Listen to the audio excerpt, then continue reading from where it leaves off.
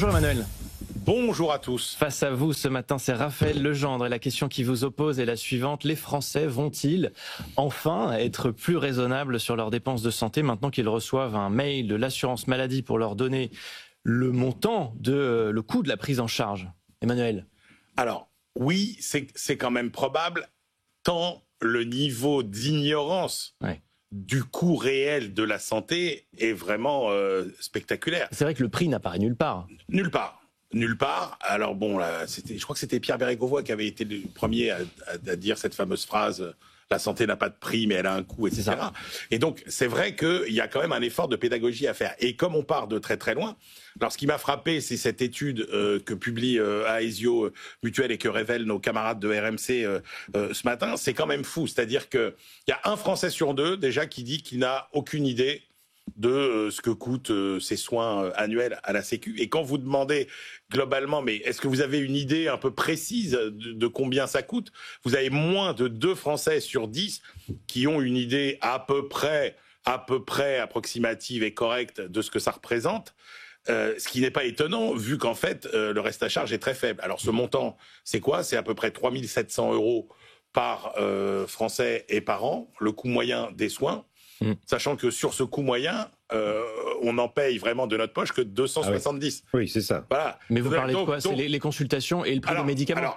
C'est ça, c'est le coût moyen par habitant. Voilà, hospitalisation. En fait, mais là-dedans, vous mettez des gens qui ne sont pas malades et des gens qui sont malades. Donc bien évidemment, autour de ça, il y a une dispersion très forte. Mais quand même, donc on ne peut pas penser que avec une meilleure information, on aurait quand même des comportements plus responsables. Alors il y a quand même quelques bémols à ça, mais je vais laisser Raphaël d'abord me contrôler. Mais peut-être d'accord pour dire que c'est de la communication aussi à pas cher, au moment où on sait qu'on veut couper les budgets de la communication sur les messages de prévention. On va partir d'un principe simple. En économie, c'est toujours plus efficace quand vous connaissez le coût réel d'un service ou d'une prestation que quand vous ne le connaissez pas. Moi, je salue l'optimisme de mon camarade Emmanuel Le Chiffre. Je suis pas sûr qu'une simple information va suffire à changer quoi que ce soit.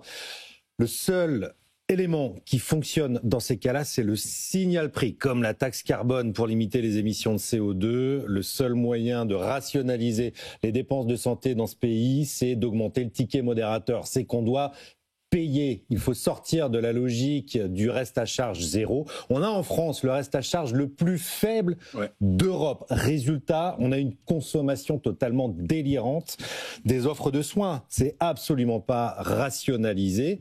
Et donc, il y a un chantier colossal à mener là-dessus. C'est pas une opinion populaire, mais la santé doit coûter quelque chose. Il faut évidemment un accès aux soins pour tout le monde. Il faut que tout le monde participe à la hauteur de ses moyens, mais ce qui n'a pas de prix n'a pas de valeur. Donc le reste à charge zéro, qui a été mis en place, qui a été développé et élargi notamment depuis 2017, c'est une bêtise.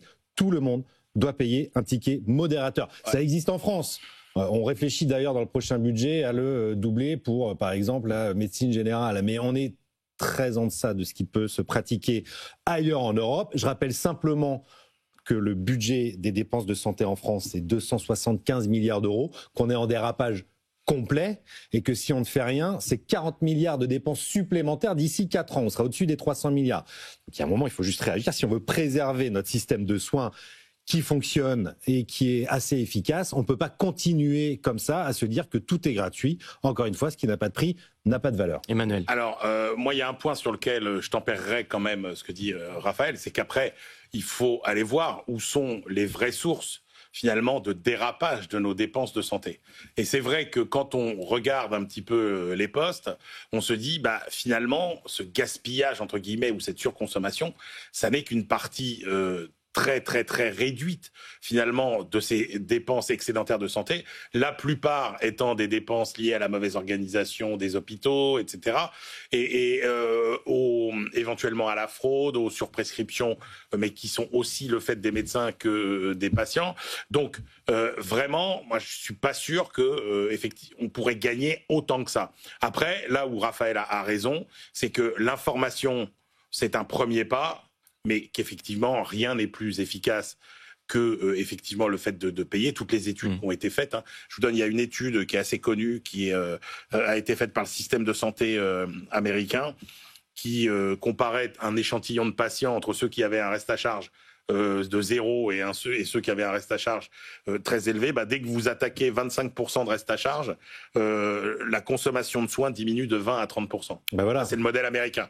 Par contre, en France, on a vu que si vous augmentez le reste à charge de 10%, ça n'a un impact que de 2 à 3% sur votre enveloppe santé. Donc, il y a effectivement, là-dessus, c'est un progrès.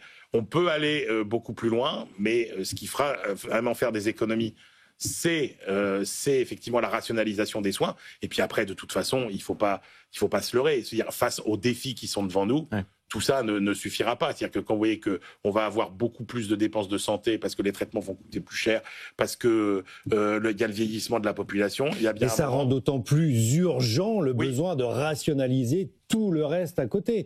Et donc de responsabiliser le patient, d'abord et avant tout par le signal prix.